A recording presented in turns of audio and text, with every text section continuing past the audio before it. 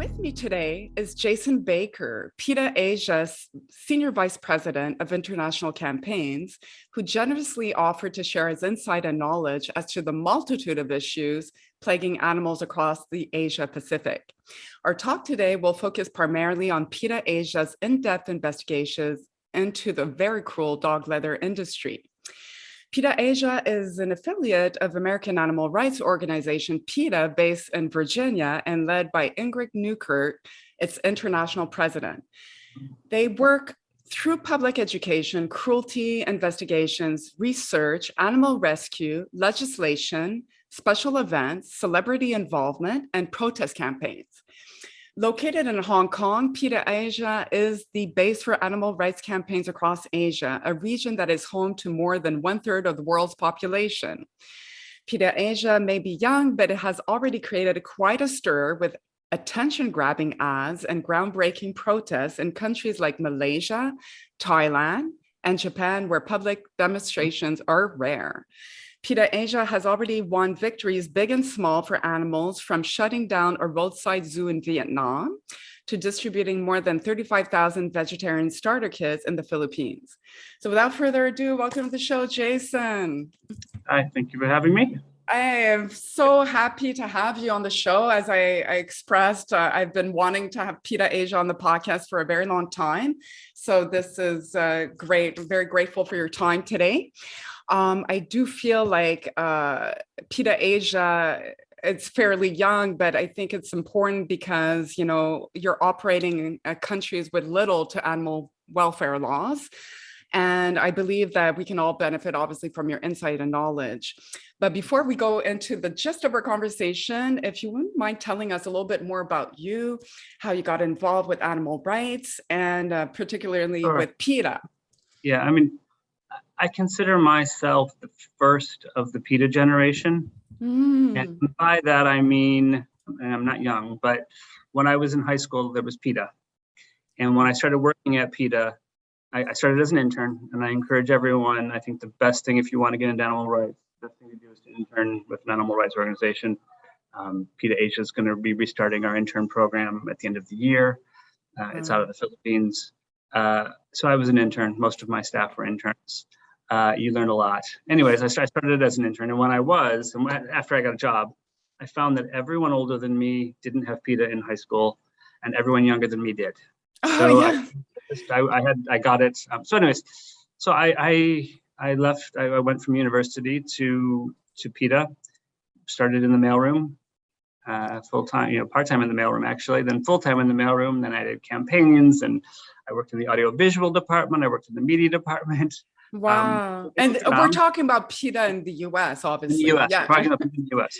Yeah. And then back in 1998, there was a lot of firsts. I mean, we were young. PETA was young then in the US. And so there was a lot of firsts that you could do. I was the first staffer to have a laptop, the first one to have their own cell phone, the first one, I was the first one to go on tours, meaning I would take someone and pack up a car and drive around doing demos for a month. One point I went off on the road for 3 months. I developed the cage demo, which is pretty popular now, but basically made some cages that were collapsible, put people in them, and the press loved them. Yeah. And so I sort of developed that and took that all over North America. Wow. For a couple of years. You're the one behind that, because, I actually was someone in a cage in one of our local protests. So for me, I love demos. I love the visuals. I love getting people to think. Yeah. I think most protests are boring and they're forgotten about.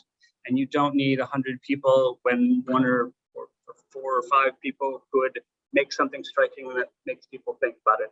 And a lot of PETA's attention in the US has been for sexy naked ads, which are fine, but they don't actually pull at the heartstrings. I get how they get the attention. They're more like shock value, And they get us in the door to discuss serious issues, and I fully support that. But what I loved about the cage protests and the cage demos is that they actually pull at heartstrings and get us in the door to talk. Yeah. So, we would be in front of Macy's in Manhattan, and people would the first time we did it, I remember, and people were just shocked. We had people in fur coats in cages, and so, anyways, that was a long time ago. but that's sort of where I got the start. And then back in 1998, I was asked to go open PETA India. So in 1999, I showed up in India, opened PETA India. They canceled my visa because we were so impactful on the leather industry. I think they said in the first year that we were there, we cost the leather industry $68 million US. Oh my God! Wow. And so we were pretty good. And I love PETA India. Anyway, so after a couple of years, they figured out how I was extending my visa, and they finally put a stop to it, and I got kicked out. But at that point, PETA India was already going. I think that if they hadn't kicked me out, I probably never would have left, because there's so much work, to do. So much work, and it was so interesting and so new and frankly so fun. And so there's no more PETA India? No, there is. PETA India was big enough at that point where they couldn't stop it just by kicking me out. Yeah. And so, I love PETA India so much. I think going there was such the right time, and we are so influential, and it was so needed. Anyways, I can't say enough great things about PETA India. So anyways, I was then stuck sort of like, I kept thinking, I'll get back. And at some point, Ingrid Newkirk finally said, I don't think you're getting back. And so I had spent some time in Hong Kong, and, I think probably it was the best way to leave, because I had learned a little bit about Hong Kong and about celebrities and right. I did previously in 98. I had done a cage demo in Hong Kong. So I saw how the press loved it and the need for it. And I'd always wanted to open PETA Asia, but I think in hindsight, if I hadn't kicked me out, I never would have been forced. Right. So, kind of pushed you to do that. Yeah. But so I ask you, how long were you in India? Like, how long did your stay? 3 years. And at the time it seemed like 10, but it was a difficult time. I had traveled a lot. I had been to Africa and I'd been to Europe a lot, and I thought I knew everything. And I was 28 at the time, I guess, and I really no problem. And I was shocked. And so India has come a long way in that time. Way. And when you mentioned the leather trade, because I'm a little bit surprised, I'm not that well versed in India, but I mean, I know the cow is sacred, so I guess they were using other types of animals, No, it's cows. They're sacred unless you can make some money. Yeah, no, there you go. That's the extent of their tradition. Yeah, I mean, it's not. There's lots. It's a huge, thriving illegal industry. It's legal to kill cows in West Bengal and Kerala, which are states on either end of the country. So they basically illegally transport them there. And it's. I think I can't remember now. Or where it is now, but it's the second, I think, biggest leather producer in the world.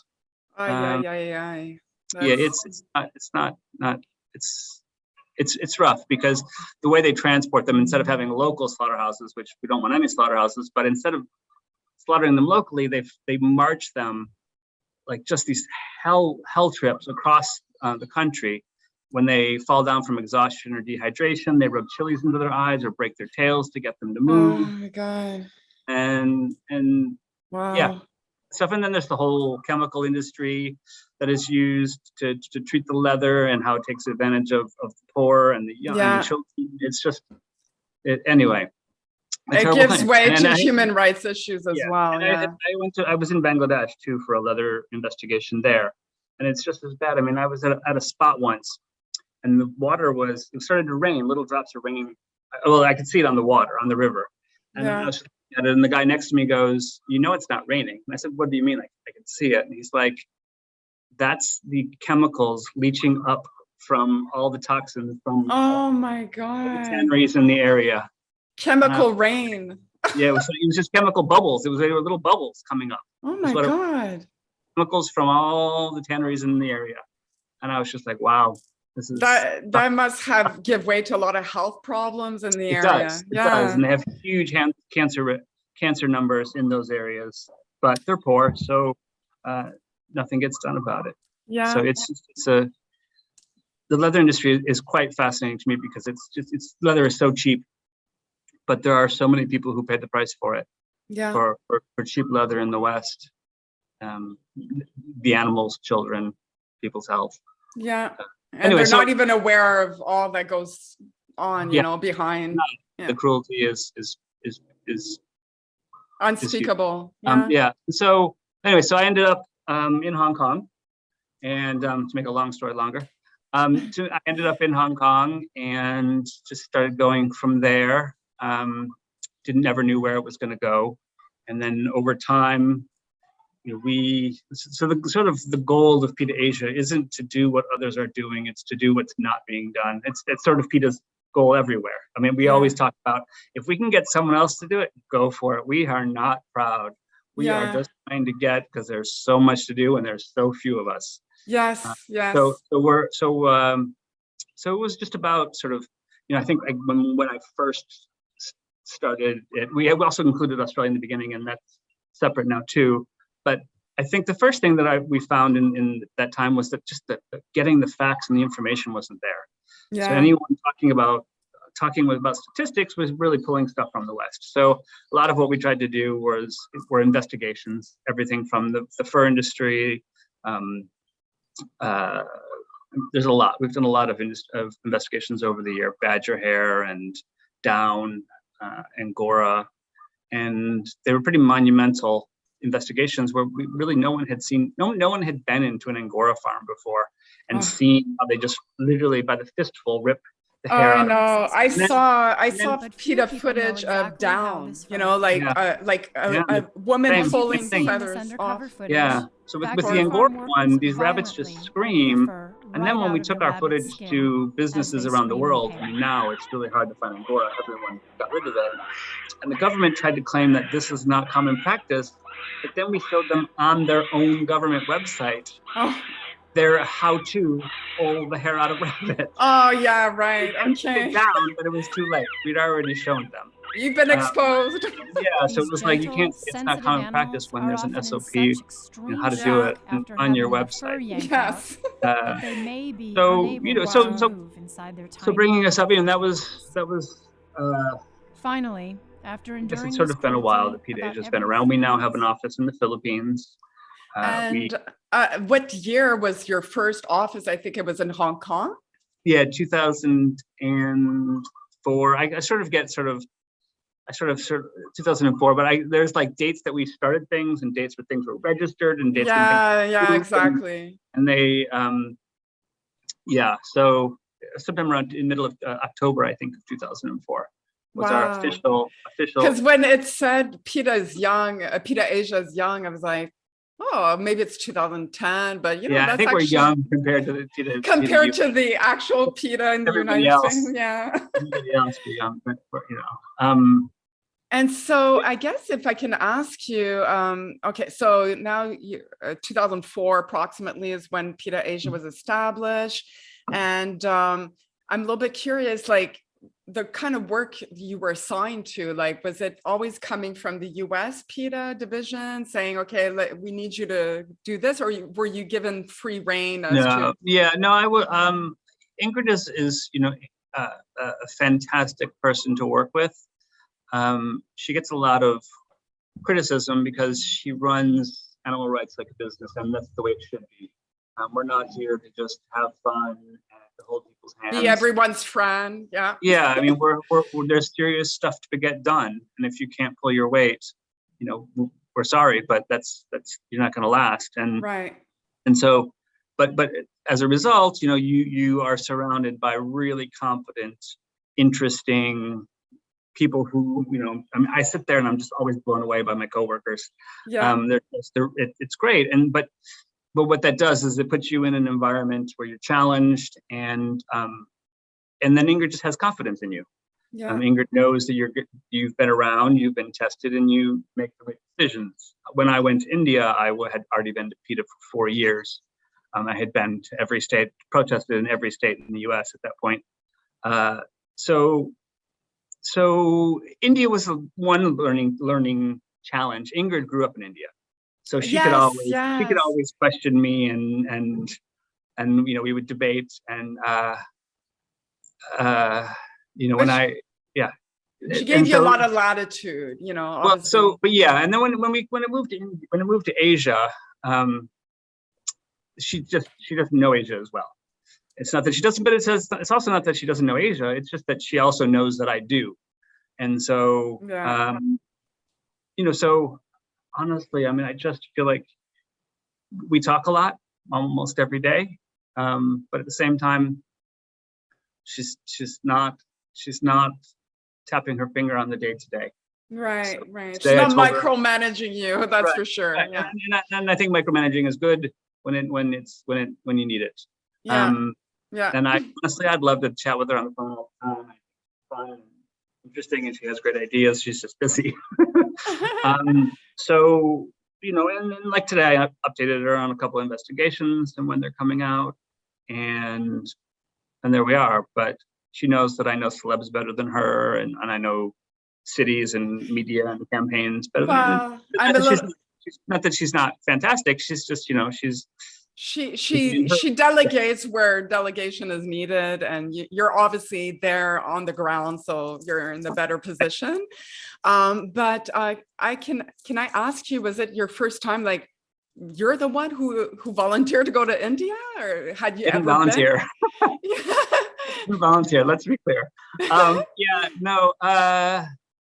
I mean, so I had been the one who always traveled. I even went to a college I went to a college where your junior year you do an overseas study, and they had lots of it. Right. Yeah, and so it was part of the curriculum was foreign students coming in and you going out. So it was very much in my mind. And so because of that, I think Ingrid just looked around and was like, who can do India? Who likes to travel? At the time, it wasn't people who like to travel. It's more like who likes to camp, because it was a difficult 1999 in India was difficult. Since I was 28, I wanted to go to clubs, and I wanted to go to coffee shops, and those really weren't the thing that were happening then. No. Remember at one point we did one of my first photo shoots with this legendary Bollywood star now, John Abraham. We did the shoot in Delhi. We had the top photographer. We had the guy who designs for Miss India.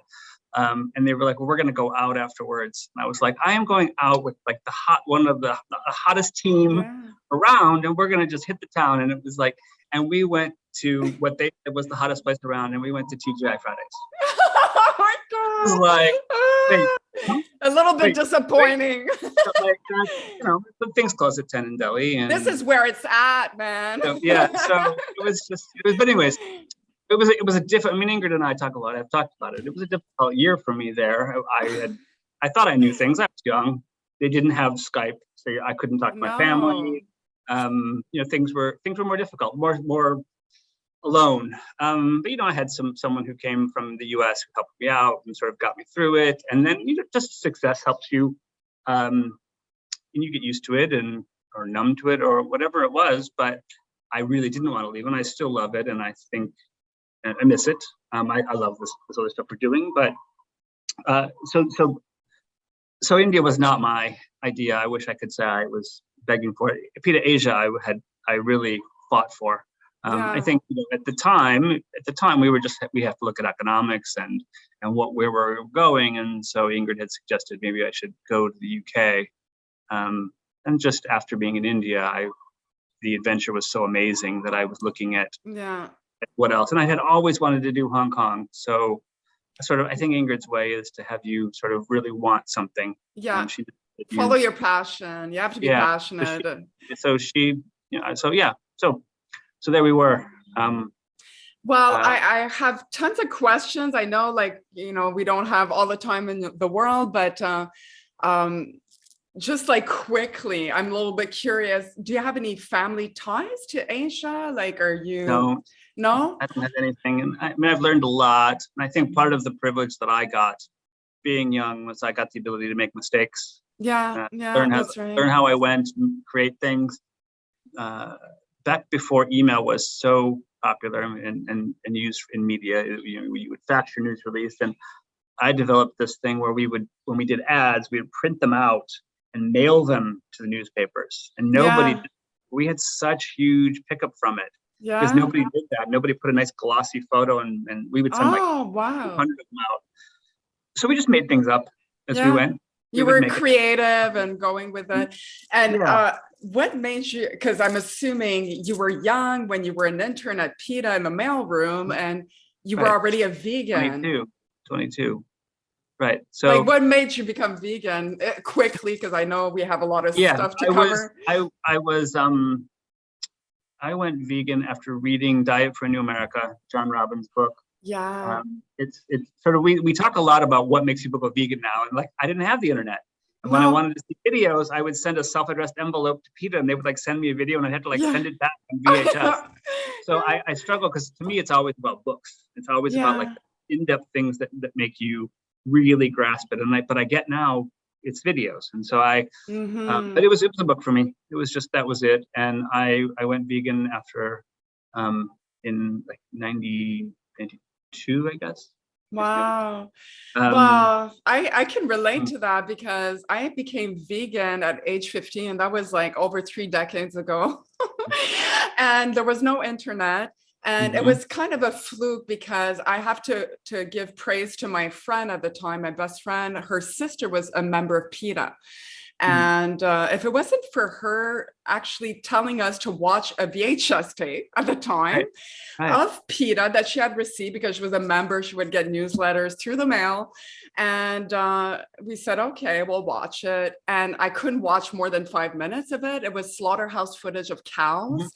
And I was 15, and it shocked me to the core. And I immediately, it was like visceral reaction. I said, oh my God, I never want to contribute. Like, this was horrific.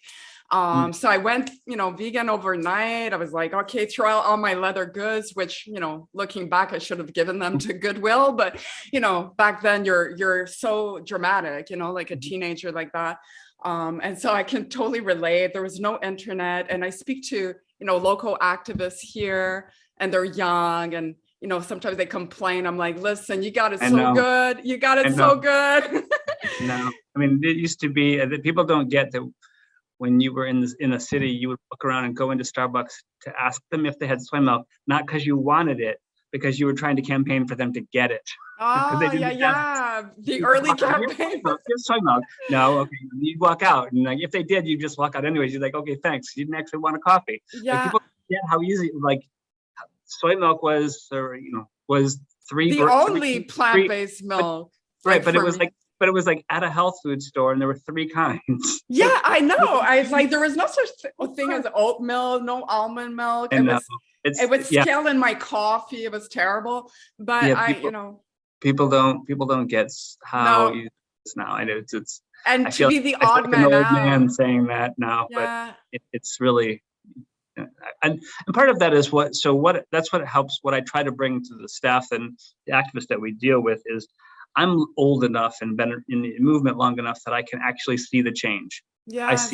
I see how Hong Kong has more vegan options. I see how Shanghai has more vegan options. Yes. I see how more people care about animals. The first protest I did in Hong Kong in '98, I managed to find one guy who would help me, but everybody else who was around would only just go be down the block and watch. And Hong Kong at the time, and even somewhat today, is not as much today, but Hong Kong at the time was very open to protests, but people were just too scared to do that. And the last protest I did a couple of years ago in Hong Kong, a few months before the pandemic, I think we had like 20 people. And so it just showed you that like this development, that there are people protesting for animal rights all the time now in Hong Kong, when it just wasn't happening in the beginning. And the same with Malaysia, and the same with there were no protests happening. I mean, it's somewhat more of a common thing now. And that's so what I try to get across to the activists and locals is that you can see the change. Yeah, because that's the hardest part. Because often people don't see it when they're too much into it, or like they've been doing it only recently. But you have a greater perspective. Yeah. I try to I'm hoping that keeps people from burning out, being able to know that change does come slowly. And there are certain people who like victories in certain ways. I like the whole idea of education. And a lot of what PETA Asia does is we have we have social media in Japanese, traditional Chinese, simplified Chinese, Vietnamese, Wow. our English one, and we will soon have Thai and Arabic. And Wow. to me, it's about getting that information out there and Yeah. just educating and educating. And some people get more excited about actual quick victories, like saving physical animals, which is great. But to me, like I'm playing the long game. And Yes. we're trying to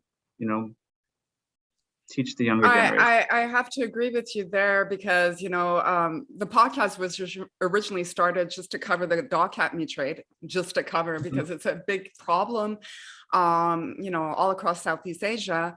And, we can save as many dogs as we want, but at the end of the day, it's not going to change anything. It's just going to perpetuate, so we need laws in place to, curb this, dog meat and, whether it's dog or cat meat or dog leather. I mean, saving an animal is great, but it's like not a solution. Change the demand, doesn't change the demand. And so in talking about that, I mean, I think people might be interested to know that I actually stayed away from the dog meat issue for a very long time. And on some levels we still do. And I found that it was important when we did our first investigation, which the horrific level that this investigator went through of just videotaping dog after dog being clubbed and skinned, and it was other dogs watching, and it was extremely bloody. Yeah. The dog had a collar on them. But what was important to me was not to just show cruelty for cruelty's sake, because the reality is that most people, even in China, don't eat dogs, and certainly outside of of China, they don't eat dogs. And so I didn't want people to just hate China. Right. I wanted to give them something that they could do, and so I found that bringing the leather industry into it and showing that no one had ever done that before. No one had ever gone a step further and traced the leather. And then we find that they're exporting it. We saw gloves going to South Korea. And once you start exporting it, it can go anywhere. Yeah. And so I thought, well, what needed to be done is people need to realize that those gloves or that belt that they're getting could be dog, because once a skin is tanned, the skin is tanned. I mean, it's hard to tell where they're from. Yeah. And so that was the gist. Well, I would like to, go a little bit further into that, because that was one of my questions, is that a lot of nonprofits, especially foreign NGOs, have focused on the dog cat meat trade. It is a big issue. It is, even though you say only maybe 10% of the Chinese population eat dog meat on a regular basis, it still gives way to huge numbers, obviously, because of their population size. And it's not just China, it's all over Southeast Asia. It's South Korea, it's Cambodia, it's Indonesia, which is particularly cruel. It's, all over India, and it's a big issue. It gives way to human rabies. It gives way to social unrest. It's a big problem.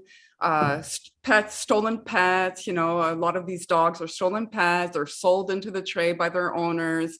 So there's a lot of issues surrounding the dog cat meat trade. And I was just curious, like, why PETA never chose to focus on that, but you've kind of told me a little bit. But there's more to it, actually. I mean, there's two aspects to me. One is that others are doing it. And so when we have that philosophy, if others are doing it, don't do it. Yeah. So that's one of them. But the other is more strategic. And I actually believe that foreign groups campaigning on the issue are counterproductive. I think that the reason Yulin can't end is because the Chinese government cannot be seen as bowing to foreign pressure. And that culture trumps cruelty when it comes to most people. And perfect example of that is I had campaigned for a dog law in South Korea. And this was just a basic dog law. It didn't end dog meat, but it would have been the first dog law. And we had dog killing footage from South Korea at the time. And I wanted to get some copies made, and someone sent me to a TV station to make copies of the video to give out. And the TV station said they couldn't copy it, nor could they run it, because they were South Koreans first. And what that meant was it's more about being South Korean and not anti-South Korea, and they saw it as an insult to their culture. Foreign versus, and so I think that is the gist of it. I think that you support the locals in China to do what they can, and they can chip away at it and they can work at it. But I just believe, and maybe with COVID things will change in Yulin, but there's lots of dog meat across China. Yulin is not just it; it's a symbol. No, it's a flagship event. Right, you know? right. Yeah. But the problem with that is that symbol is then pulled up to the government as well. And I do think the government doesn't like it. I think they would, especially on the national level. They don't want to promote that as being what the country is seen as, but they don't have an ability to end it because they can't. They really just can't be seen as bowing to foreign pressure. And it's not. But is it fair? Is it fair to foreigners to just sit back and say, "Oh, we can't get involved"? Well, but you have to be strategic. I think you have to. I think we encourage the locals to do what they're doing. Yeah. I think that's where it is, and you pick the battles that you can win. Yeah. But if by making it's a difficult issue. It's and it's why you don't see us doing it. Don't get me wrong. Our fundraising department would love us to do more on it because it makes money. But it's not where you should focus your energy. It's not where I think it's just not where I think we can make the most change. Yeah. And there are great people in China. There are so many great actors doing so many good things. And I see how things are changing. I see how when you walk down the street in parts of Shanghai and Beijing, more people are walking their dogs than you would see walking them in Toronto or New York City. Yeah. So there is a huge shift. I mean, there is a growing pet industry. Yeah. I remember when we started, people asked us if doing a spay-neuter ad was anti-government in China, and I was like, not at all. And these days now, there's some pullback on celebrities doing things because the government has clamped down just on celebrities in general in China. But celebrities trip themselves now. I mean, doing a spay-neuter ad or an adoption ad for dogs in China, there's tons of them being done. There's loads of celebrities who have done them where it was just 20 years ago, it was a completely foreign idea that it would be done. So I see the attitudes changing, and I get that part of it is that having a companion cat or a dog is seen as somewhat westernized and wealthy and hip. I get it, and there's a whole problem, and we've done an investigation into puppy mills, which they're breeding dogs, for pets. Yeah. That's also bad. So it's not. Oh, it's terrible. It's absolutely terrible. Yeah. Yeah. So with.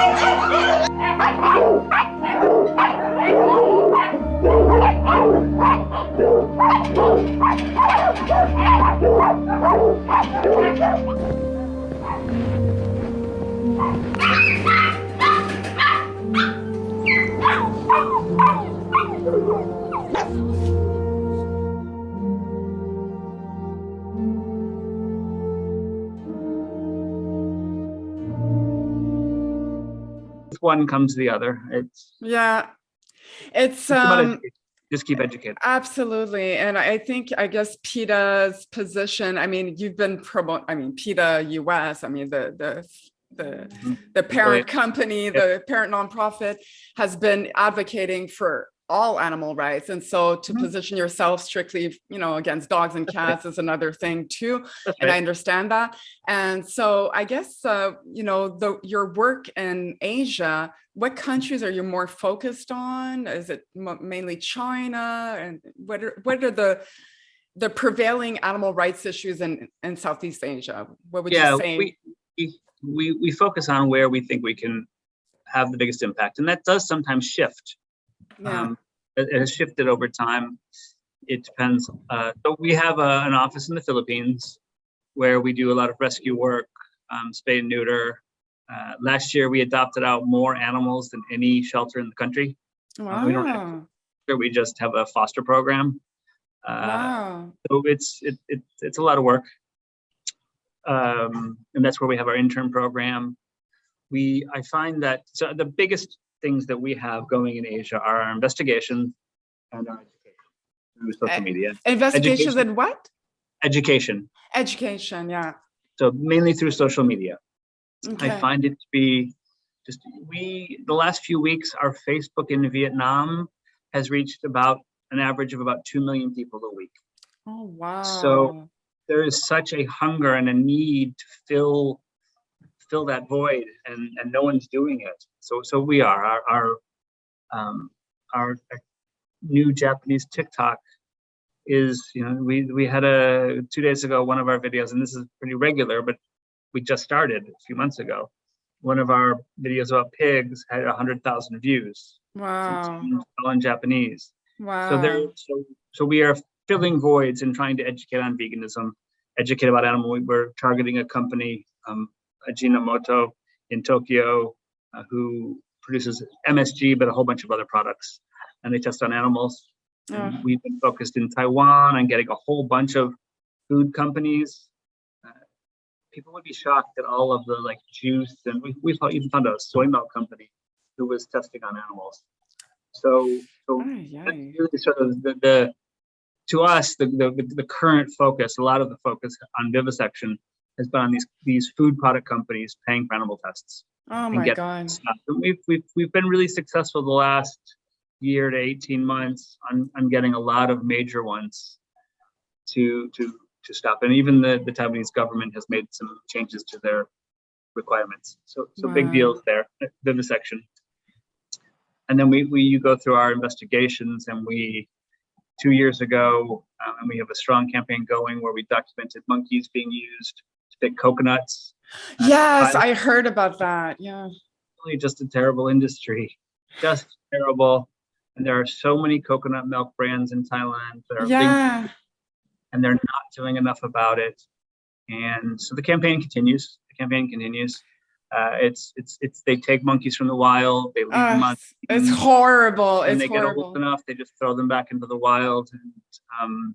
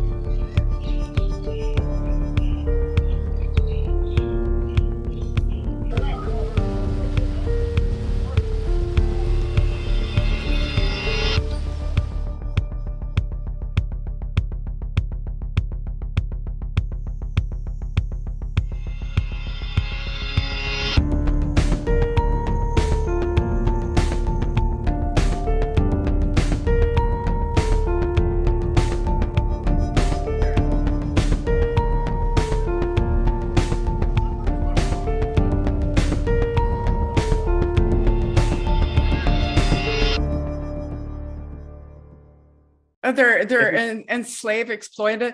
I mean, actually, a friend of mine told me about this coconut, video that she had seen, and I stopped because coconut is something that we can eat as vegans, right? Vegan, And right? I just stopped. I stopped buying coconut milk. The thing, well, everyone should know it's only in Thailand that this really happens. There's a little teeny weeny bit of it, maybe in Malaysia, maybe a little bit in Vietnam, but it's not on any real numbers. Okay. So it's just Thailand you need to worry about. And coconut water, they use different coconuts, and so they're smaller. They're easier to pick. But it's just coconut milk from Thailand. Okay, I can have my coconut water and feel okay. You can have coconut water, and so places like most coconut milk comes from Indonesia. Oh, yes. So Thailand is, I think, actually the 7th biggest producer of coconut products. The canned coconut milk with the coconut, those are often from Thailand. But other than that, if you're buying like a Tetra Pak of coconut milk, it's probably not from Thailand. The bulk often like it comes from China or from China. It actually comes Indonesia, then the Philippines are the top 2, and then Brazil. Okay. So it's easy. It's not as hard to find. Okay. As you would think. Just stay away from Thailand. Yeah, I definitely. 53 ones, but it's hard. It's really hard. So anyways, that's one of our investigations. We've documented the cruelty at the pyramids with horses, and we're working to try to get horses out of the pyramid park entirely. We're also trying to get the donkeys. And where is that? Exactly. Egypt. The pyramids in Egypt. Oh, in Egypt. Okay, the pyramids. Okay. What is the situation there with horses? They use them to drive tourists around, and they slip and fall all the time. They don't get any water during the time. It's just, and so we documented horses that would fall down from exhaustion, and then they would just whip them until they got back up. Oh. And they don't need to be there. They just don't need to be there. No. We can have motorized vehicles and electric cars. It's like the horse carriage industries, like we've been trying so hard to ban them. Finally, Montreal decided to do away with it, but it's been years, of fighting. It was only recently. And so they're supposed to ban the horses from the new pyramid setup that they're going to have, but it hasn't happened yet, and they are sort of walking it back. So the pressure is still on them to change. Wow. And then you have Petra, where they have these steps that go up to the monastery at the end of this 6-kilometer walk, and there's 950 steps up to the top, and there's not a lot, but some people will take donkeys up. It's destroying the steps, and it's terrible for the donkeys. Yeah. We have a free veterinary clinic that's open every day outside the park, staffed with veterinarians. That's the only place you can get free veterinary care for animals in the area. Wow. And we see cruelty every day. We have about 30 animals getting treated for abuse, and we can find everything from animals being lit on fire to being pushed off cliffs to being slashed with a knife to just general poor care where they come in really sick or they've been eating trash. Oh, God. Into their stomach. There's no end to these problems and issues, but I'm curious. Yeah. So anyway, a lot of what we do are investigations. They're just, and I would encourage people to go to PETAAsia.com or go to our YouTube page. Oh, you have a YouTube page. Okay, I'm definitely going to link that up. There's a lot of videos. Our investigations are there, and we just had some. And so your educational programs are mostly run on the social media platforms? Yeah, it's about how we reach the most people the easiest way. We just had a video, some videos of some investigations that came out from Japan. The first time people have been in the egg industry in Japan, and showed how chickens suffer, and it's just like you would see in the West, but nobody had actually been to Japan. And what we find in most countries that people like to say, oh, well, that happens over there. It doesn't happen here. Because that's everyone. That's every country. Oh, why are you picking on us? It doesn't happen here. It happens over there. It happens everywhere, right? It does. And I remember when I was in India, someone told me that they were going to start intensively farming cows. And I was like, the guy had no idea who I was. And he was explaining to me that instead of letting the cows walk around, they're just going to put them all together. And they're just going to keep them in this pen because then they don't burn as many calories, and I was just like, oh, wow, you're bringing intensive farming to India. Congratulations. Yeah. Where's your location? I'm going to come and check it out. Yeah. Oh, wow. Yeah, And so bringing these investigations, pig investigation we did in Japan, horse racing we exposed in South Korea, and then everything from a whole bunch of investigations in China. and like there's a lot of greyhound racing as well, and China. I know, like it was pretty bad. Hong Kong, Macau, and they shipped them from Australia. I think that one of the main parks closed down a few years back. I'm not sure. Yeah, there has been, but it's still a thriving industry, unfortunately. It's about underground. Yeah. So we're not at a loss. We just finished an investigation of Louis Vuitton and Gucci slaughterhouses in Indonesia. The first time that we had been into confirmed Gucci and Louis Vuitton slaughterhouses, where we found snakes who had their mouths tied shut and they were pumped full of water. Really cruel ways to die. For their skin, right? For their skin, yeah. Make handbags and wallets and whatever. Oh my God. We just finished an investigation documenting cows that come from Australia, the live export industry into Indonesia, where they're then supposed to have humane standards, and there is no humane standards. So we document for the government yet again that they're just slashed with dull knives and they writhe on the floor and can take 6-7 minutes to die. I think one of the cows we saw took 13 minutes. So, and they didn't know how to stun them. They're beating them over. They're stabbing them to try to get them to stand up so they can stun them for a second time. I think it's a lot of that, eh? It's not necessarily that they're, deliberately cruel. Is that they don't know what they're doing. And, like they have rudimentary methods.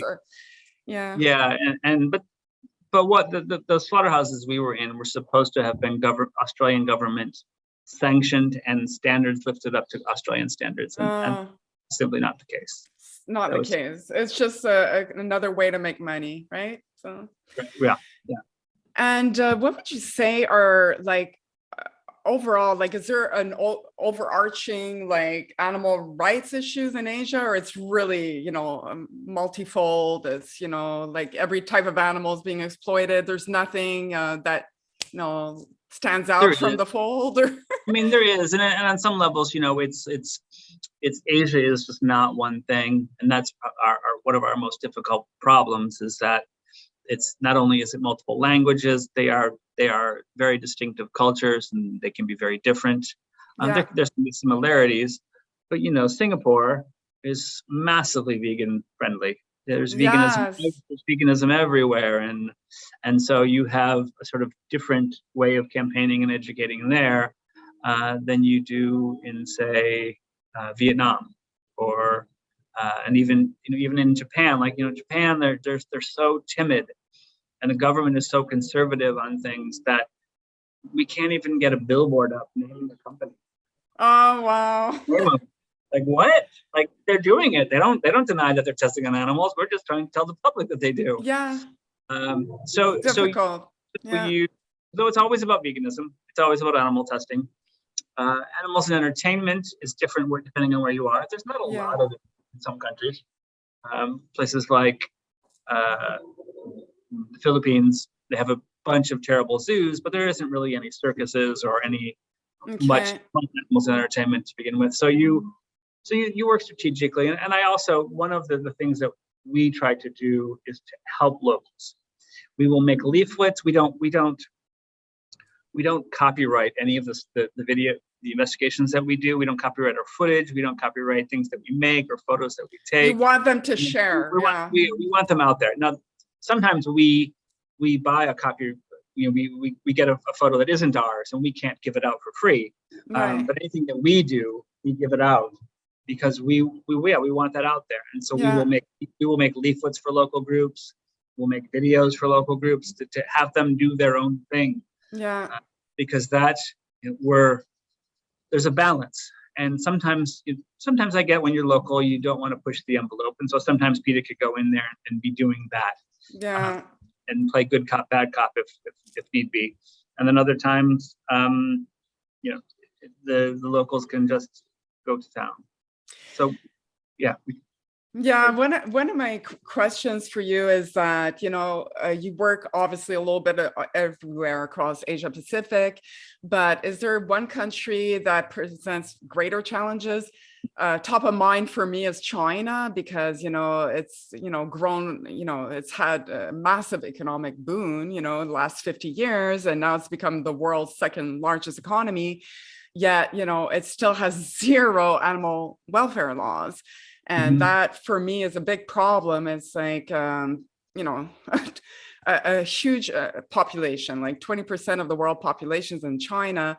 And so I know, like, through my podcast, I've interviewed local Chinese, and one of them is the director of an animal hope and wellness China shelter, and she told me that it's been proposed. Animal welfare laws have been proposed for the last 18 years to the National People's Congress Committee, but every year it gets passed on, like, as this is not a priority, and then it's a little bit scary, because a lot of people are predicting that China will become the super power of the world, and I work in finance, and I'm very much aware of, like, how they're really growing at rapid speed, and I think they will. So to have no animal welfare laws in China is, like, have you? There's two things about that. That part of the reason that there is not going to be an animal welfare law in the near future is that there is one particular person in the People's Congress who is against it and gets it killed every time. So it's one person. I don't, maybe more than one, but there's one person that I know of that is the leader of making sure there is no animal welfare law. And so, but really, you just need to move beyond that. And we, even in every country that we're in, we don't look at laws. We don't campaign for laws. We don't. They're great, and it's nice to be able to the first cruelty conviction we got at a shearing shed in Australia. It was very exciting to know that we could convict for animal cruelty in shearing sheds. Wow. But the reality is you don't need laws if you have consumers demanding the change. And most of what PETA does is work with companies to make those changes. And so the government didn't get rid of Angora.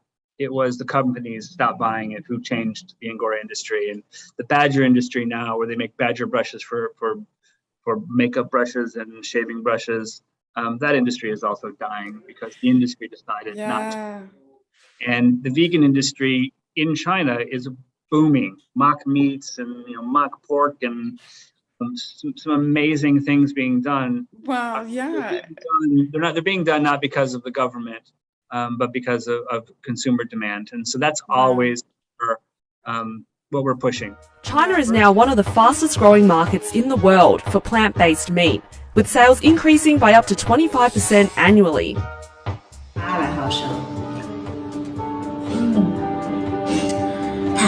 High-profile celebrities like actress Zhang Zhengchu have endorsed the trend too, speaking out against the ethical, environmental and health problems associated with rising meat consumption.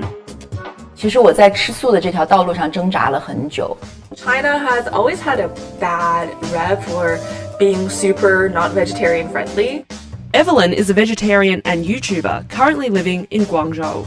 She says while it's becoming more popular to be vegetarian in China, there are some unique challenges. In China, I would say like eating meat is still the predominant culture. Some commentators have even said the trend is blind worship of Western values and views. Well, when you mention you're a vegan, the first thing people ask would be like, what do you mean? Like they generally don't have a very good understanding of what veganism is.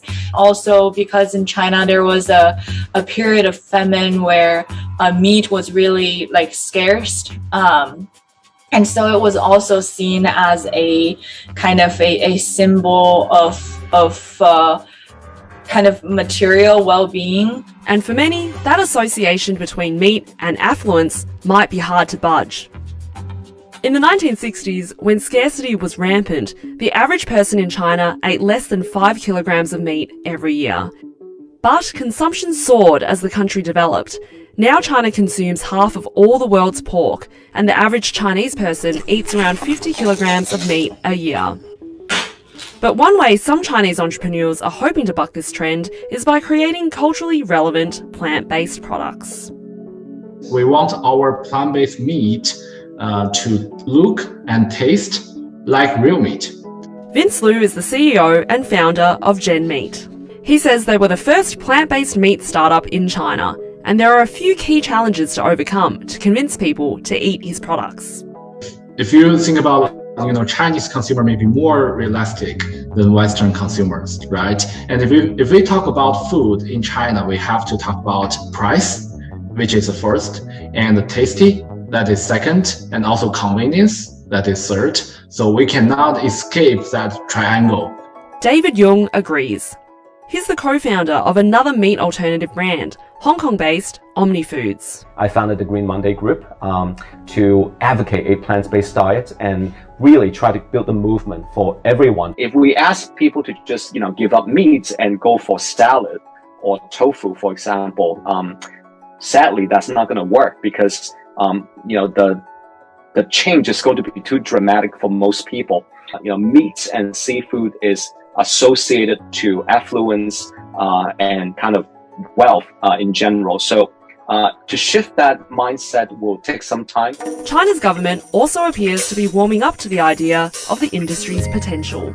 Earlier this year, the Ministry of Agriculture and Rural Affairs included cultivated meats and other future foods in its roadmap for food security. Reducing meat production and consumption is also seen as crucial for China to meet its ambitious plan to be carbon neutral by 2060. But there's still plenty of people out there that will need convincing to change their diets. My simple advice is, kind of choose whatever day or whatever meal that, people feel most comfortable to them, and use that as a starting point. Good one, David. I'm going to take it one meal at a time, starting right now. Pushing. Yeah. Fur sales are down in China. They've been down year on year in China. Yeah. Fur sales are about what they were 12 years ago. And given the economic boom of China over the last 12 years, fur sales should have doubled or have tripled. Yeah, no, And considering the household people incomes, right, yeah. aren't wearing fur. And there's a campaign we did, an investigation called Yijiao, which is a gelatin made from donkey leather, and it's considered a natural medicine, and it's not. And once our investigation came out, some doctors came out and agreed that it was a terrible thing and that it doesn't help. The government made them take that down, but our investigation got a lot of pickup and a lot of play in China, millions of views, tens of millions of views. And Yijiao sales have been down year on year. And so I really believe that it's difficult, don't get me wrong, it is difficult to get the information out in China sometimes. Often. Oh, yes. But when you do, and they do allow for people to actually say what happens, you just can't target companies. And so consumers are changing. They are in China, shopping vegan like never before, eating mock meats and eating vegan like never before. The circus industry, actually, our circus investigation actually had government newspapers confirming what we had found. And that has never happened in the country, ever. Wow. We had professors who, if a professor is quoted, they're held in extremely high esteem in China, professors agreeing that the circus industry was cruel. And so now you have the government who basically agreed, and now everyone can say that the circus industries are cruel. Wow. And those are, so consumers, anyways, I just go back to, yep, it'd be great to have a law. Yes, it would be great to convict on cruelty. And yeah, we hear about it all the time. You can throw a dog out your window. You can drag them behind you can do just about anything. Well, that's it. And that's what disturbs. But at the same time, but at the same time, we see the economic change. We see how young people aren't eating dog meat or even meat. We see how veganism is the thing. You know, I was at a Stella McCartney launch in Shanghai with her, and vegan clothes was a hip thing, and celebrities were there, and the editor Wow. so there's a mind shift, there's an attitude shift. So I would say, don't you, and that's part of what PETA does. We don't look at what we can't do or what's not happening. We look at what we can, and then try to take advantage of it. And I think, I'm so optimistic at China. The public and the population, they see things. We have a Facebook is blocked in China, but people know how to get around it. And that's it. We have 70,000 followers on our traditional Chinese page. Wow. And so I believe that the Hong Kong and Taiwan are going to help influence in the mainland. I think, and I think people are looking at it, and we know they take our videos and they put it on their own Weibo and WeChat and share them around. And so it's having an influence. Yeah, that's wonderful. So, that answers my question, because I feel like PETA is really just focusing on curbing the demand for these kind of products, changing mindsets, of the population so that there's less demand.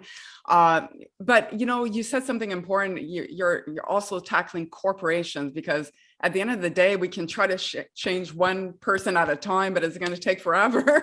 It takes a long time, but maybe with the social media sharing, it reaches a lot of people. We look at these different things. So it's great when you find companies who are going to get rid of, and I read about them all the time. We have so many people working in our corporate department who literally work to just tweak something that has leather to get it off, and it's not even like a big deal. Like some clothing companies who change the label on so that it's no longer a leather label, and a lot of things like that. So we tweak things, and we get companies to implement or changes, but you sort of need the public to want it, but then you need the companies to have it. And sometimes we say, is it going to fail, or will it come back? I remember McDonald's putting in a veggie burger 25 years ago, and it didn't do well, and Burger King too then. And now, yesterday in London, they just had the first all vegan Burger King open up, and that all is just vegan. Everything's vegan. Vegan Happy Meal. Oh, that's amazing. I was like, where do I book my flight? Oh my God! Is it only in England, or? I think it's only going to be only all vegan for a month, maybe. Okay, they're testing it. But it's amazing. Yeah, that's amazing. There's like a dozen kind of burgers. Wow. There's like chicken burgers, and there's vegan desserts. Wow. And it's like if people, I remember being the only vegan I knew, and now it's like, even now I feel like when I'm say vegan, I feel like I need to explain it, even though everyone knows it now. But I still feel like I need to explain it. Yeah, we had to explain it for so long. Yeah. So how do you now know? When did people start? When did I wake up and everyone started doing it? So anyways, I'm not sure what my point was. Just that the change is there. The change is happening. So that's very encouraging. And let me just add, I also just got a photo from one of my staff in the Philippines that Burger King in the Philippines just implemented their second vegan burger, which this is the Philippines. If you've ever been there, it's not like anyways, it's amazing. That is progress. That's what I call progress. Well, I just, before we get into the dog leather trade, your investigations, and, I have a bunch of questions on that, I just want to quickly ask your opinion, because the global pandemic, did, cause a lot of uproar socially, on the economic front for sure. And so it had an impact. And I know that's, China has made quite a few changes. There are a lot of positive changes came out of China, in particular, the city of Zhuhai, where I think it was Shenzhen first, Zhuhai followed. They banned dog cat meat consumption and production. So that's really good, because someone could kill their dog and that would be perfectly legal. So they banned 3 big cities in China banned the dog cat meat trade, which was wonderful. And then we had the China's Ministry of Agriculture declaring dogs as companion animals and explicitly removing them from the livestock, catalog list. So Yeah. I was wondering, because a lot of people, I was on, I'm part of a group on Facebook, and a lot of people were negative. They were like, oh, it means nothing. It's just like a statement to, push us away, like us activists that are demanding change. What's your opinion about that decision? And it's not a law, it's more like a directive. So is there any impact coming out of that, statement? Yeah, I mean, so sort of, I think everyone is right on some levels. There is, can you hear me okay? Yeah, I can hear music or something. Going over at, it's your tenant upstairs? Helicopter. Oh, yes. Okay, but now it went away. It's gone. Yeah. Okay. Yeah. So I think both are right on some level. Every time China says something, it's a big deal. People listen, other governments listen. You can use these quotes, try to move along, because at the end of the day, you can actually prosecute anyone for anything in China, because they have some general laws of, like, if you make a fuss, the government can charge you. So you can, in theory, if anyone hurts a dog, they can say you're making it's called, like, there's a term for it. But anyway, so they can actually charge you with things. So the more the government lays out details on animals, the easier it is for activists locally to point out to things and say, this is the way things should be. At the end of the day, though, it's just an advisory. There's so many asterisks about it that it doesn't matter too much, but it does. I mean, it doesn't matter. It's changing mindsets. It's making things acceptable that weren't acceptable before. Yeah. Cities are closing down dog meat slaughterhouses and opening dog parks. So this is the change is happening. We see it and we know it. It is not happening as fast as I thought it could or would. I thought 20 years ago we would be in a different world, but it's there. We see that. I agree with you, because I think one of my guests said that basically in China there's no big religion anymore. Like, people don't necessarily get their cues from the Catholic Church, obviously, and what they take their cue from is the government. So if the government says something, they actually pay attention and it matters. Like, to them it's like a directive, and so I think it does have an impact on the population, the way they perceive, the dogs, and like it also gives green lights to things like professors. Professors are held in extremely high esteem. So when you get professors now talking about it, sort of academia opens up to more government officials, and it sort of snowballs. So this is all good. Where it's going to go, I don't know. I still think the sort of foreign versus West thing is always going to be a hard sell. The government to come through on. That said, it's happening in South Korea. South Korea is far more westernized, so it's easier for that industry to die out. Although it's a big industry over there, I think. But it's bigger in China. I mean, in China, it's all over. You can find it everywhere. So true. Well, that's great. I think at this point, we're going to get to the gist of our topic today, which is the dog leather investigation that you've done. And so I'm a little bit curious, when did you officially start these investigations? And was it mostly in China, or like what part of Asia? Well, I don't know when we officially started it, because our investigations can sometimes take 2 years before we're accumulating the things that we need. We did the badger hair one that I was referring to. We just kept missing it and missing it and missing it. And one of the luxuries we have at PETA is that we can let someone work for a year on trying to nail an industry. And really learning and it's expensive, but when you've gotten it and you've changed that industry. And I think that was part of what happened with dog leather. Is we were trying to find, we weren't just trying to document cruelty. That wasn't our goal. Our goal was to show, and so we went into some dog slaughterhouses, and we tried to trace. And in a dog slaughterhouse, I don't need to really explain to people. It's horrific. It's graphic. Cruel. It's a slaughterhouse. You can't. There's nothing humane or kind about it, and it'll break your heart. And I remember when the first footage came in, and I was just like, wow. Even I was shocked. I had seen other things, but this one was sort of a more intense slaughterhouse. Wow, usually if it's anything like I've seen, usually dog meat, they're killed at a dog meat restaurant. It can be out in front or out back. This one was the more intensive. We're gonna kill one after the other. We're gonna kill hundreds right now.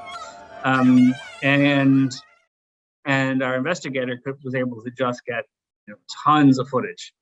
And but what we wanted to do was then actually make it so that consumers, so the people who were, we were talking to someone other than who was eating the dog meat. And so that was then following the leather.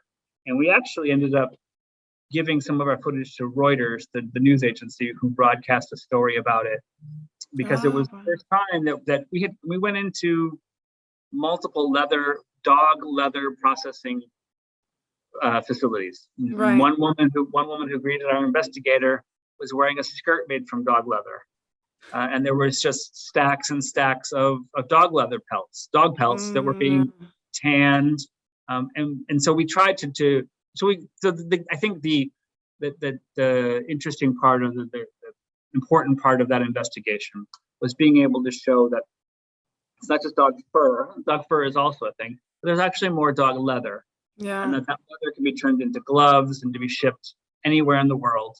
And so that is where it affects consumers, and that it can actually hopefully have a global change, because the people eating the dog meat now, I don't have a lot of hope for their ethical standards. And no. There's a lot of belief that there is some sort of medical value to it. It's not true. It's hard to fight those beliefs when people really believe in them. So, absolutely. So it's and that's a lot of times how you can affect an industry is you take the other ways they're making money from it. And you feel the demand there. And when the prices start going down, then people don't want to be in that business. So obviously the demand's not there, prices will go down. But I'm curious, how, first of all, are the people that investigated the dog leather trade, are they part of PETA Asia's team, or are they people that you recruited that are local to obviously China? I'm assuming they have to be local. If they're investigating and entering those facilities, they would have to be, obviously really, not a foreigner. I can't really say. I mean, honestly, it's, for the protection of the people, I can't really give away how we do it, because we have 5 investigators right now, who do amazing work, and some people can talk their way into a vault. I mean, they're really good. They're talented. Talented people. And I would say the other thing is that an investigator doesn't fit a stereotype. So anyone can be an investigator. And I always tell people that, and everybody I look at when I meet people, I'm always looking like, could they be an investigator? That's always my number one thing, because it's so important. It's not for everyone. I did a talk in South Korea a few months, 2 years ago now. Sorry, pandemic just keeps messing up my head. Yes, I know. So it's been 2 years now. And the questions that came up from it when I was talking about our investigations, the question was all about the mental health of the investigator, and I was just like, what? I was like, aren't you shocked by what they found? And they were all like, oh God, they must have to go to a therapist, and they must have, and so it got me thinking a little bit. Investigators are a type of person, but they're not like a 8-year-old male from wherever, all over. It can be anyone, I guess, you know. From different backgrounds. They all have something in common. Empowered to document what they do. And so, yeah, I think it's hard to find the right people who have the courage, because when you have a camera on you, you feel like it's blinking red. You feel like everyone around you can see it, and that they know what you're doing. And the reality is they don't. You know, it's very scary. I can imagine. Like I would be like shaking in my my boots. And so our first wool investigation in the sheds in Australia, you know, we had undercover cameras, and we're trying to document. And the cruelty is so immediate. It's the first day they're punching them, they're cutting them, you know. But the person was in the shed for 2 months, and by the end of it, he would just say to his boss, "Oh, hey, I'm gonna put my GoPro out today," and they'd be like, "Okay." And so it was like we were in this beginning feeling like, oh my God, everyone's gonna like it. So, you know, let's worry. Yeah. And at the end, like, nobody cares. No one even thinks this is a problem. Wow. So, okay. So, you know, so it's so our first investigation in that one, most of the footage was shot openly. Oh wow! So they didn't care. So it was not a big deal. They were just like. But this was Australia. And but I mean, a lot of it. I mean, and you find in Asia even more so they don't care. They're like, yeah, no, there's no problem here. Come on in. I remember showing up at a slaughterhouse, and I'm like, yeah, come on in. We'll give you a tour. Like, I was like, they're almost like proud. Yeah, it's just so. Yeah, those things are changing. Don't get me wrong. Our impact has made a lot of industries put around memos to say, don't let anyone walk on in. Well, in terms of the dog leather industry, what are the main producing countries? I mean, I think it's mostly China, but China. Yeah.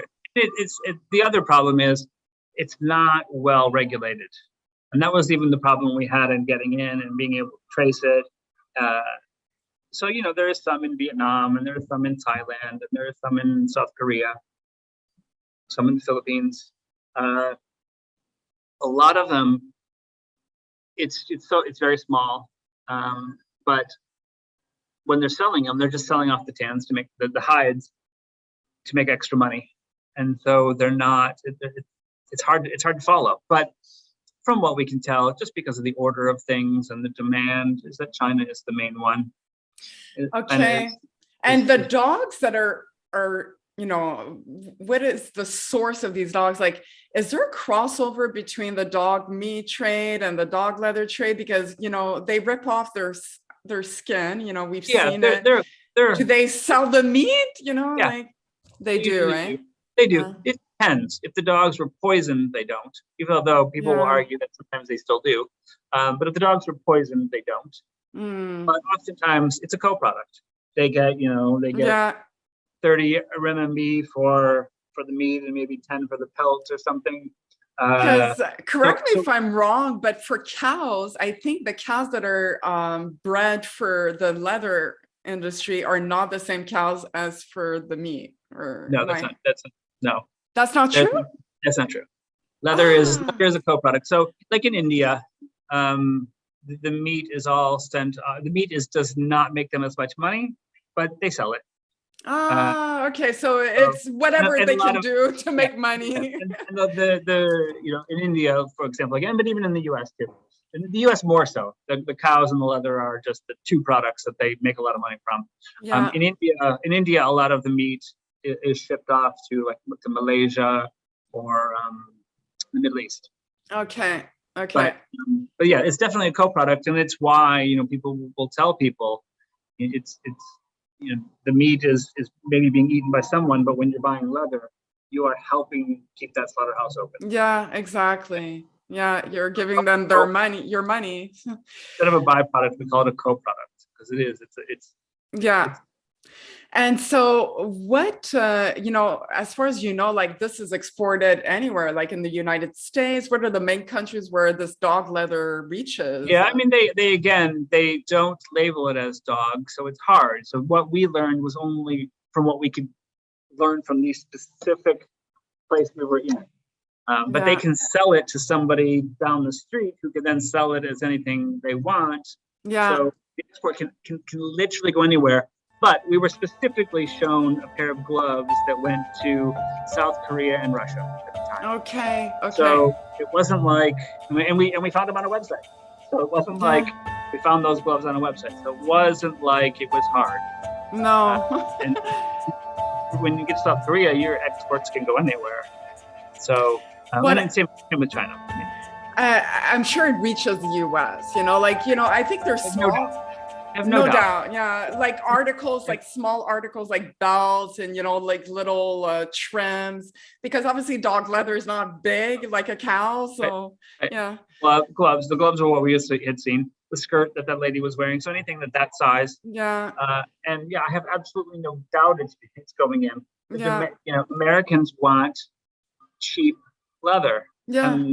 And they I referred to it earlier. It's when you want cheap, all of the standards go out the window. There's no welfare. There's no environmental standards. Ethics. Yeah. And I remember at the time, there was a little kid playing over near they burn. One of the things I learned is that they burn the scraps of the leather and feed it to chickens.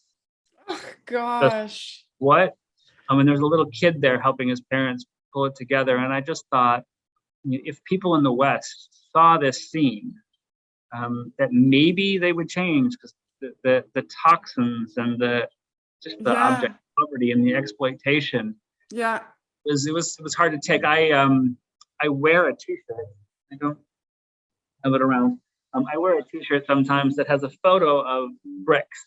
It's just a stack of bricks. Yeah. But the bricks were on a little area that were gonna go down the river, and they were being sent off from the slaughterhouse, the tannery area. And so I sort of wear that shirt. So then people ask me, "Is that just bricks?" I don't, it's not a pushy statement, but it was like, well, this is, and I explained the situation, way to bring up. It's a polite way to bring up tanneries in Nepal or in Bangladesh. Without being graphic about it. Yeah, that's a good way of advocating. Mm-hmm. So in terms of cost, obviously I'm assuming dog leather trade is it's cheaper to produce than cow. Is there a massive difference? For the most part, dogs are being stolen. We have reports all the time. Yeah. A lot of them, I'm sure, are being taken legally. I suspect some are being taken from government shelters knowingly. Yeah. The government would claim not knowing. They're stealing them, but dogs are cheap, especially the dogs they're taking. They're not taking golden retrievers. And sometimes I see people who try to suggest that a golden retriever was rescued from the leather industry. That's not happening. No. A golden retriever in China is going to be sold like they're a golden retriever in China. Oh, wow. Designer dogs. For the pet trade? Okay. Designer dogs sell like designer dogs in China too. But we do know that there's a big, a lot of very strict regulations surrounding pet ownership in urban cities. Yes and no. You don't believe that? Okay. Only when it's enforced, and it's not enforced in most areas. And things are changing so much. There are so many places implementing dog parks. Yeah. So it's changing so much, and so many celebrities now have designer dogs, and wow, they're in such high demand. And we have volunteers who adopt out dogs. So in Beijing, you can see golden retrievers, and that's they have size regulations. Yeah, so they do. If there's a certain height, there's a problem. But they're not. If a dog is worth $500, they are not selling them to the meat industry. No. They're getting their $500, and that's a whole opposite side of the exploitation level. Yeah. So there are. Yeah. Ms. Wang says she treats her dog like her own son. Grooming, spas, and even dating. She tries every way to spoil this poodle. I spent about $1,500 on him last year and double the budget this year. She's one of many who spend a big sum of money on their furry friends, which has led to a booming pet market in China. Over the past few years, Beijing has seen the fast emergence of pet-related shops, including pet-themed restaurants or cafes, retail stores, and pet lover clubs. Most of these target the rising middle-income class. Our VIP membership card costs more than $7,000. Each member spends at least $436 per month. They're all pet lovers who want their pets to live quality lives. The pet fever is also quickly expanding to online platforms. JD.com, Taobao, and other major e-commerce platforms have set up pet categories. On Taobao, approximately $1.2 billion was spent on merchandise related to cats in 2017. More pet brands provide online and offline services. Dogware is one such market player. For online service, the Dogware app has 3 million users who raise pets and take pets to travel. For offline service, our pet hotel has welcomed tens of thousands of pets since it opened less than a year ago. And that's in Beijing alone, where more than 1 million households own at least one pet dog. A white paper published by Gomin.com says that China's pet market is valued at over $19 billion and is growing at 30.9% per year. Christy Skull, CGTN. Yeah, it's sad. But for the most part, the dog meat industry are a bunch of unwanted strays, older strays yeah, who, at the end of a tough life, have one last terrible thing to send them off. It's terrible. I mean, I think some of them had good lives and they were stolen, and it's heartbreaking. And you see these dogs who are these aren't dogs who were raised on factory farms for the most part. I mean, some are intensively raised, but very little. Most of them came from some loving home, or maybe not so loving home, but you can pick them up and you can carry them out. So it's not necessarily from the puppy mill, like breeding facilities. It's, most people now, if they're going to do a puppy mill, they're going to do dogs that are worth a lot more money. Yeah, they want more money. They're not going to raise much. Maybe the rejects. It's an economics. Yeah. Okay, they make a lot of money. Well, and how long did your undercover investigations last in this dog leather? I mean, like I was saying, it comes in and out. But I mean, stretch. It usually takes like 6 months to put one together. You've got to go in and you make friends, and you just learn. Part of what an investigation does is you learn how the industry works, and you follow again, like I was saying, we didn't know where the leather was going and who was processing it, and that was the trick. And then you sort of have to package it up, see what you have, and get it out to the public.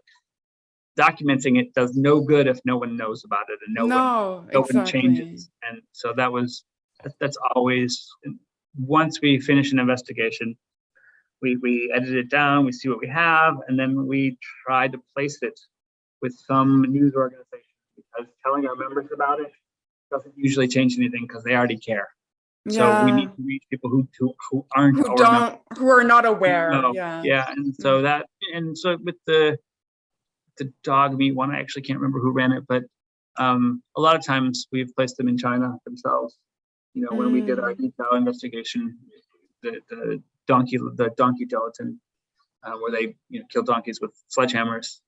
It didn't do us any good to promote it outside of China, because nobody really eats Yijao outside of China. No, that's true. That's very true. Yeah. So our goal was to have some media outlet in mainland to run it. But the dog leather campaign you ran, like it was also like you had Joaquin Phoenix speak about this, so it did gather a lot of media attention. And would you say, like, did you get any kind of tangible outcome from exposing this, or like it's hard to tell, I guess? Yeah, I think it's I mean, I think that it's one in a step that you continue to educate with, and there's rarely just one educational thing that brings the house down. And I think it's just about, we at one point had we were getting 250 million video views a year in mainland China. Wow. Chinese videos, 250 million views a year of videos. And so I think that there is a very well-educated group of young people in China who looked at this video and then other videos. And there are, we talk about things that help introduce people to the issues and then get them going. And it informs their choices. And so I mean, I don't know what this one did, but it was impactful.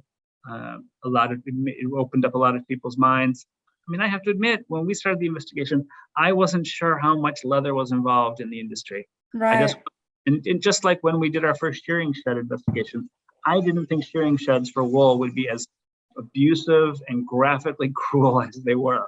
The argument is they clip them, they just shave them. It's easy, but no, like that's what most people think. They cut the hell out of them. They have big gashes. Some of them die.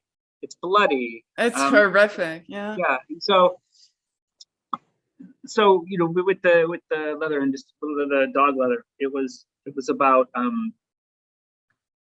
learning and then taking that information. And I think a lot of people, I mean, no one talked about dog leather before. Just no one talked about dog leather. Yeah, and so you were kind of the first to expose it. Yeah. And we didn't at the time even know if we were going to. We just looked. And sometimes you just have to keep looking. And I think I told you, we learn as we go. And our Angora investigation, Angora rabbits, the first time that we did that, the first few places, it was the bus. We didn't get in and we didn't see, and we were like, oh, there's just some rabbits in cages, and we weren't really sure. And then as we learned, we found more and more graphic cruelty. Wow. No, I just off the top of my head, I was thinking maybe some companies, although like for me, an animal's an animal, but some people might take offense at it being a dog, were they like reaching out to say, is there a way we can screen, whether it's dog leather or cow? Not that I know of. I mean, maybe they were reaching out to our corporate department. But we certainly would have said there is very little way to know. Yeah. And it's very well concealed. Best thing to do is to just not buy leather. I mean, the reality is you see, like never before, that companies are doing that. That everyone from H&M to Zara to, there are many corporations out there who are doing some amazing work on alternative.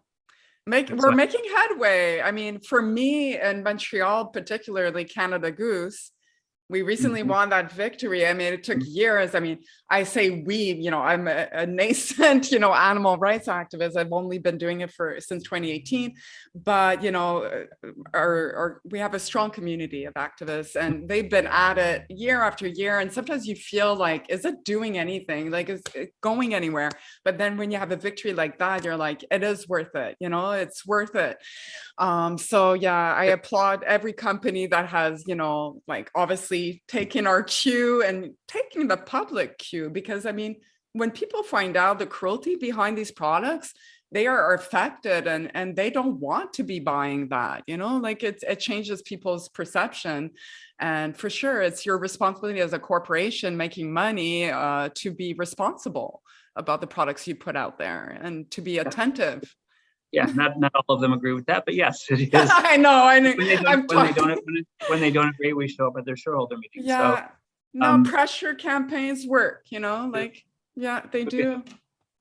So we how have is to keep at it. Montreal now? It must be cold in Montreal right now. Oh, it's gotten a little bit better, but it's been cold, and I'm not a fan of cold. I grew up in Detroit, and I used to do a lot of protests in Montreal when I was living in the U.S. Oh, wow. So there's a department store chain who used to sell for, I can't remember what they're called, but anyway, a department store in Montreal. Ogilvy, maybe? No. No, the Bay. The Bay. The Hudson Bay, yeah. The Bay. They're the still Bay. around. We had a funeral march in Montreal once. We had a coffin full of furs. Oh, wow. And we marched them to the Bay, and then they happened to be lit on fire. Wow, that got people's attention, I'm sure. We did a few, yeah, Montreal. I would do a Detroit, London, Toronto, Ontario, Montreal, Quebec tour. That I would do that tour all the time. Wow. And this was like how far back? I guess you were still an intern at PETA?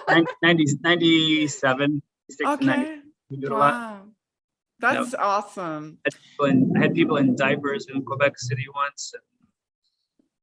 In diapers?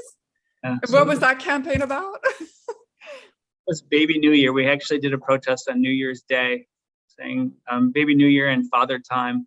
And it was cold. Oh, it was wow. Super cold. It was really like makes you cry cold. And I had someone wearing a diaper and a bonnet. Oh my Lord. I know, like when I saw there was a big PETA campaign, protest for fur, and I think in London, and you had like obviously beautiful ladies wearing nothing, almost nothing. Yeah. And I'm like, wow, I respect, one for having the balls to do this, and the other one for freezing your butt off for we animals. used to do one kind of a cheat. And we did it, one of the coldest time we ever did it was in Toronto. And we had these people in cardboard coffins. Wow. Naked, painted gray, like they were dead, with fresh flowers on them. It's a striking visual that I think is really great, but the wind chill was in the negatives. But what people didn't realize on that demo, we don't tell people because we want them to feel sorry, but so you had this cardboard coffin and you put a sheet down underneath it. But then we would put hand warmers that they get hot when you open them. So we would put them underneath. So people would stay toasty warm underneath, and then with the cardboard coffin, you wouldn't get much wind. So people would actually be okay. And I remember the police coming up to me in Toronto and being like, you really got to stop this. These people are going to get injured. Yeah, they're going to get sick. Yeah. Oh, you have your little tricks, I want to touch upon it very briefly because I know that we're pressed for time at this point. In terms, because on my podcast, I had the privilege of interviewing a native Chinese animal rights activist, and she was telling me how it is, the environment. It's a very tough place to do. You can't really you don't have freedom of speech. We take that for granted here in the West, but over there you don't. You just simply don't. And so, from your time working in China, what have you observed? What are the challenges that these animal rights activists face? I mean, they can't be that vocal about it, or you see more and more people taking risk and. For sure, we see more and more people. The last 2 years have been difficult. They have the pandemic. Well, not the pandemic actually, just the tightening of regulations. I mean, I think it's best to look at celebrities and how celebrities have been treated, and they have really just been shutting them down, and the celebrity fan clubs had to be closed because they don't like celebrities having the power and influence over people. Right. So the whole effort in the last couple of years for the government to sort of shut down the speech a bit. Yes. There was a time for a very long time when media was pretty free to run things. It's been curtailed recently, but part of it is you just need to know how the game is played, and there are certain rules, like you don't target a company, but if you document footage of an industry, you can show it. It's allowed. But you just can't name the company. Name the companies. You can't hurt a business, but you can hurt an industry. Yeah. So our circus footage could be shown on television, and it was in China, but we didn't name circuses. And it's a lot of that. There are certain things, you can talk about veganism, if it's a positive thing, but you can't say don't eat meat. And I know there was another charity who got brought. Yeah, because that's hurting the industry. Yeah, and the money. Don't eat meat. You say go vegan, eat these things. Positive. So that's a lot of what, here's cruelty-free products. Here's, you can say don't wear fur because there's not, I guess they just don't care as much. Or you can talk about the cruelties in the fur industry. Targeting fur, though, is harder than targeting veganism in mainland China. Oh, really? So because they like the idea, and even the government likes the idea. They see the environmental impact of mock meat is better than factory farming. Right. So so you have to know, and you have to rely on social media.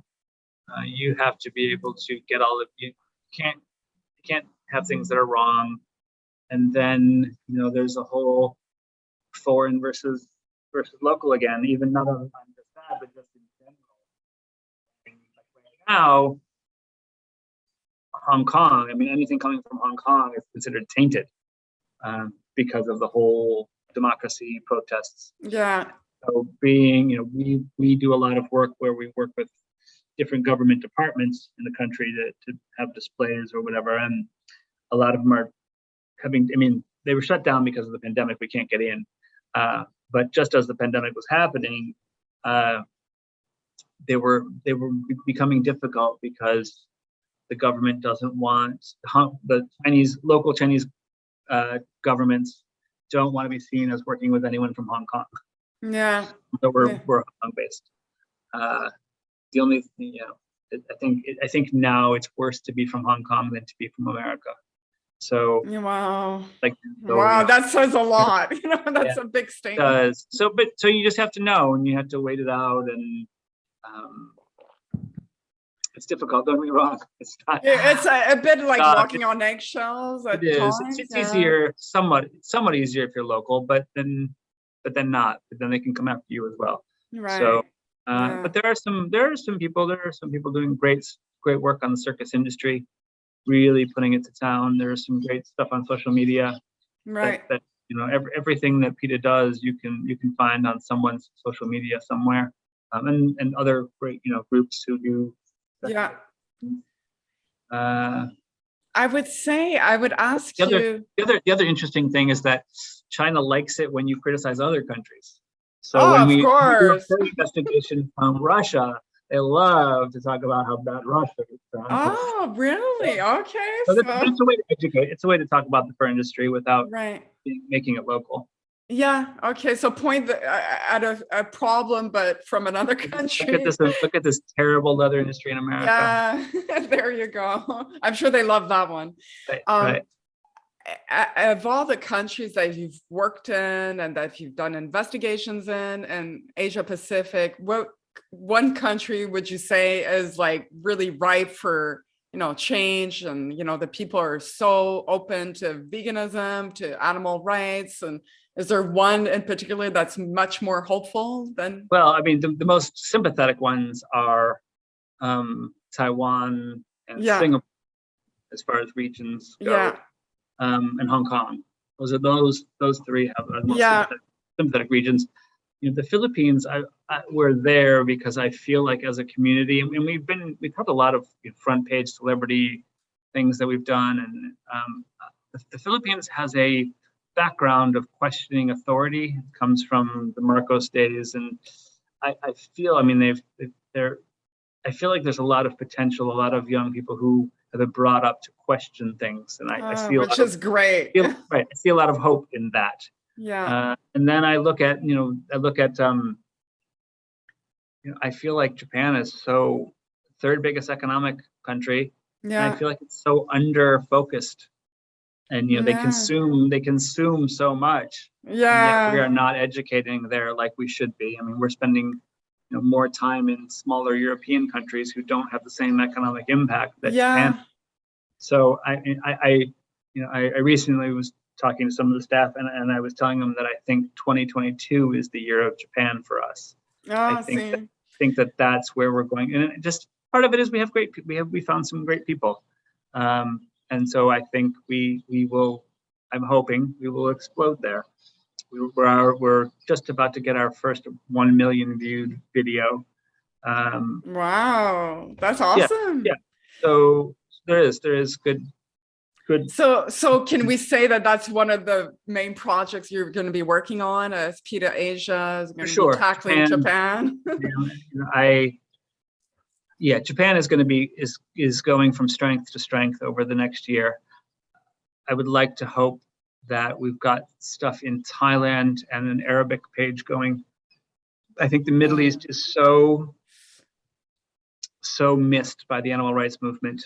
Part of it is I think that the West doesn't understand it enough, and maybe on some levels is just too scared to look into it. Yeah. And so, I remember I did this live export protest in Kuwait. There was me and a woman with me. We had pictures of life-size cutouts of sheep up, and it was outside the Australian embassy. And there was a woman with me, and another woman walked up to her and said, "Excuse me," and I was like, "Oh, here we go." And she said, "You don't have to wear that headscarf here." Oh, wow. Wasn't like, why are you protesting? Stop. No, protesting. like you don't have to do that. Like, and it's cool. I mean, Kuwait is, and so I think that because the Middle East, just like Asia, isn't just one place. It's, there's Jordan is very different from Saudi, which is very different from Lebanon, but yet there's this ability to there's so little in Arabic for the community, and I think that's a real detriment to our movement. And I really hope, my hopeful is that by the end of the year, we will have someone who can really be making Arabic videos and posts. And that's great. But that was also my hope last year. So. Well, obviously the pandemic must have affected your work, to like everyone. and it made social media even that much more important because people weren't listening, and we couldn't go up there. And, so those are the hopes. Vietnam is doing great, and our English was doing good, and traditional Chinese and simple Chinese. I encourage anyone, if you know anyone who knows Chinese or Vietnamese or Japanese, to follow us, because there's a lot of good content there. Oh wow! Okay. And then we'll just sort of see where we go. I think Thailand is open to so many things as well. And again, there's so little there for them. Yeah. Well, a lot of work on your plate. You're not short on, challenges. That is the good thing about this job, is and there's a reality to that. I mean, I wish we have 20 people working in Asia, but 20, we have 2 in Japan, and I feel like that's a luxury right now. But the reality is we should have 20 just in Japan. Yeah, we should have 200 just in Japan. So it's growing, like the team and, the advocates, the celebrities that, speak out and so. Well, I think that's just wonderful. I applaud you for everything that you're doing. I think, we touched upon it a little bit, but I'm a little bit curious for you personally, seeing all this, footage of animal cruelty, very, very brutal scenes of violence against, the most innocent beings.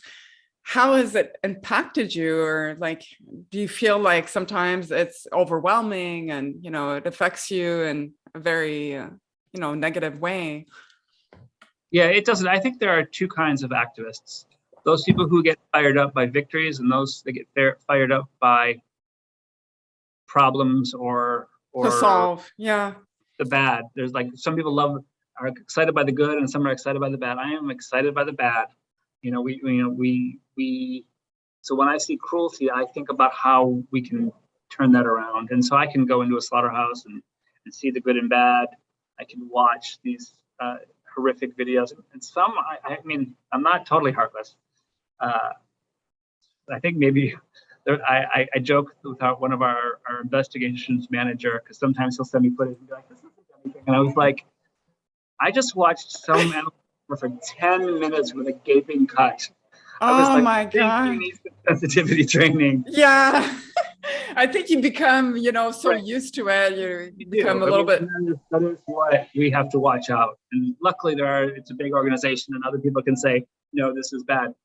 But but for me, from a lot of the people on our team, that we don't get saddened by it, because we know, and that's the privilege of the job that we have, is that we know that our job gets us to take that footage and educate others. And we get to use that, and there's a power to that. There's you've got the power to make change when you document these terrible things. I guess that's right. Like, I think you get fueled and motivated and driven by, the potential that this could have, in affecting change and, making. It's about the power to draw eyeballs and change. There was a time, and it's similar to this. It was a time when, people would debate whether or not it was good to have celebrities involved in campaigns. When I worked in the U.S., we had done an investigation of this laboratory in New Jersey. And I went out there. We documented beagles being tested on, and I went out to the company with my beagle, and we had a radio station and a newspaper that came and covered it. Oh wow! And this was a while ago. 6 days later, I showed up with Kim Basinger, who was an A-list star at the time, and everyone was. Every national TV show was there, and oh my god! There. And 30 days later, those beagles were released from the lab. And so it was that ability to draw. And I felt like, when my first protest, it was like I could have campaigned for a decade, and nobody cared. And nobody was listening to that radio station I did interview with. and Kim Basinger came and cried, and she's a wonderful person. And we got those beagles.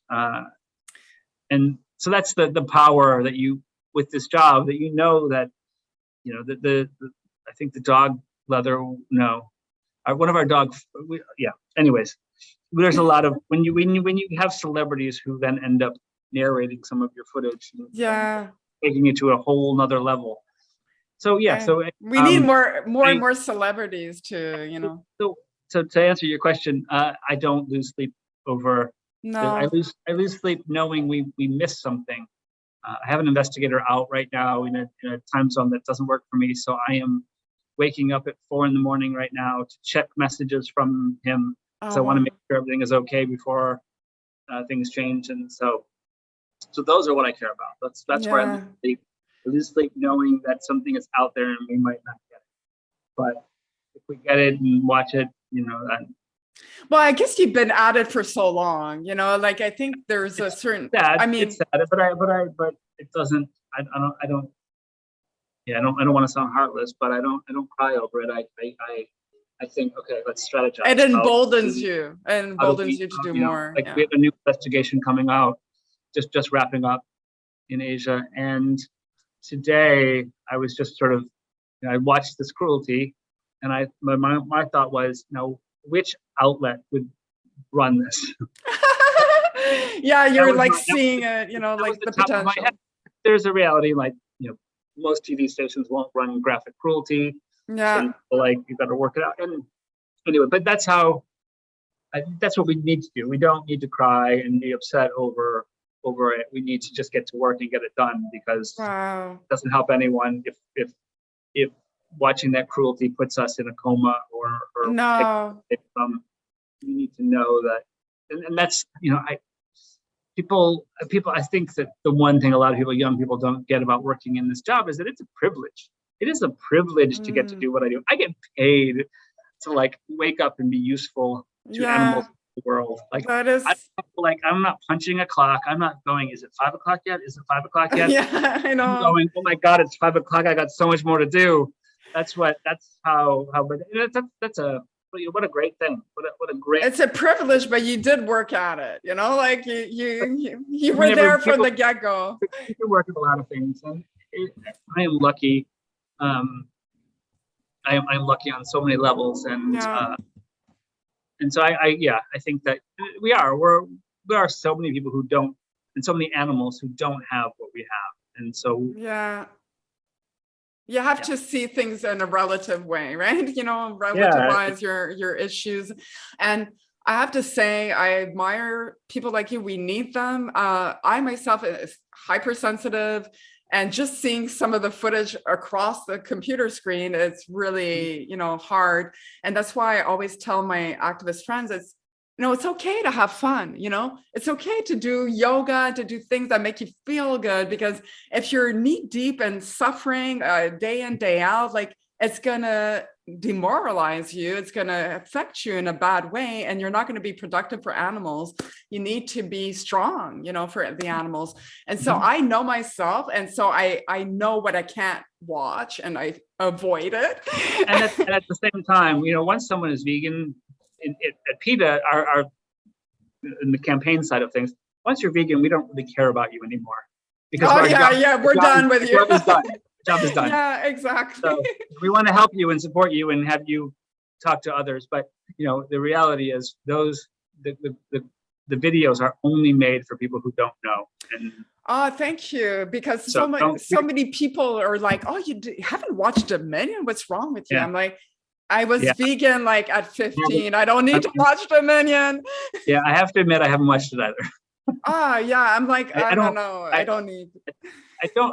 They're great videos. I part of the reason I haven't watched Dominion was because one of our investigators watched it and kept messaging me every time his footage was used, because they used some PETA footage in it. Every time, and so you're like, I don't need to see it at this point. I know that it's great, and the people who put it together are fantastic people. Yeah. So it's just that I have a lot of work to do, so I'm not going to spend 2 hours watching. No. That I don't. Of something you're already aware of, exactly. Yeah. And so I guess one of my last questions for you is really, because my viewers of the podcast are mostly people here in the West, in the United States and Canada and the UK and Europe.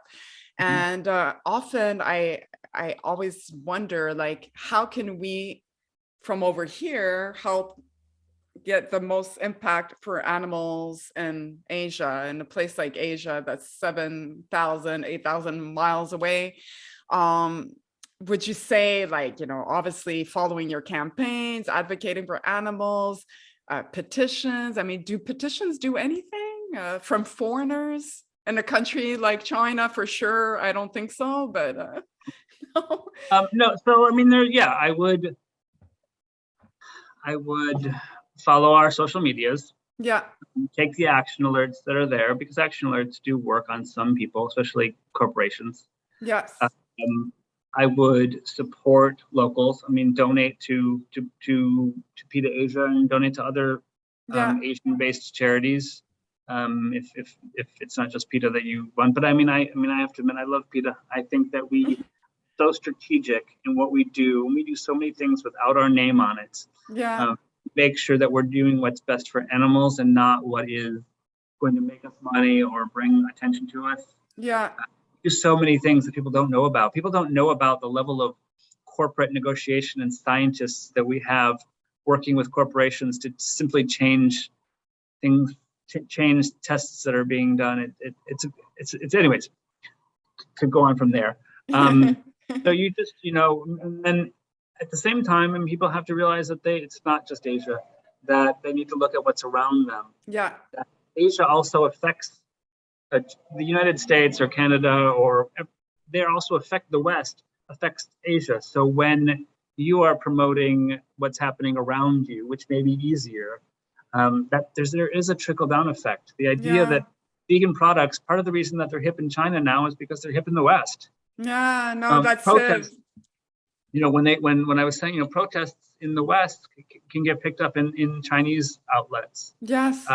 And so, it may be that trying to educate on veganism in China doesn't work as well as something being picked up from the West and being taken over. Yes. Okay. That's. I think that those are good, solid suggestions. And don't get bogged down in the what you can't. Just get focused on what you can. Yeah. What I love that. You can do and what there's a lot out there that we can do. Exactly. In our individual lives, and then how we can help others. Wonderful. Last question is, do you have any guest suggestions for the podcast, and why? Good question. And like I mentioned at the Terrible. beginning. I sort of don't hang out in these kinds of circles. I like almost shun them. But there is the guy who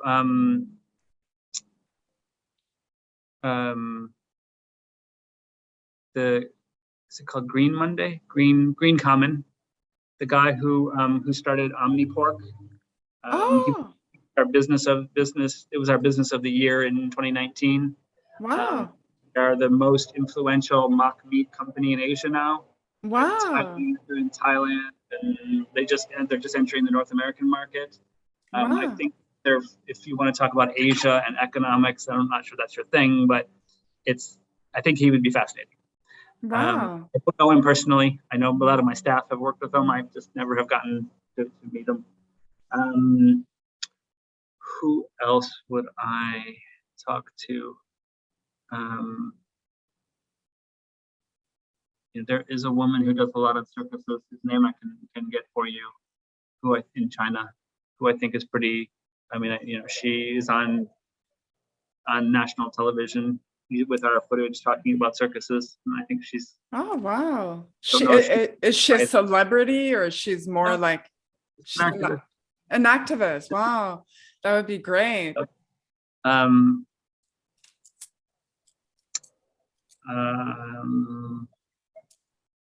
Trying to think of. Well, you're already giving me more than the average. There's the Taiwan SPCA. Oh, yeah. The Taiwan SPCA is a bit different than most SPCAs. It's run by two twin sisters. They used to be MTV VJs and MTV Taiwan back in the day. They're really fantastic. I work with them a lot. And they would know both Taiwan and China. They've one of them.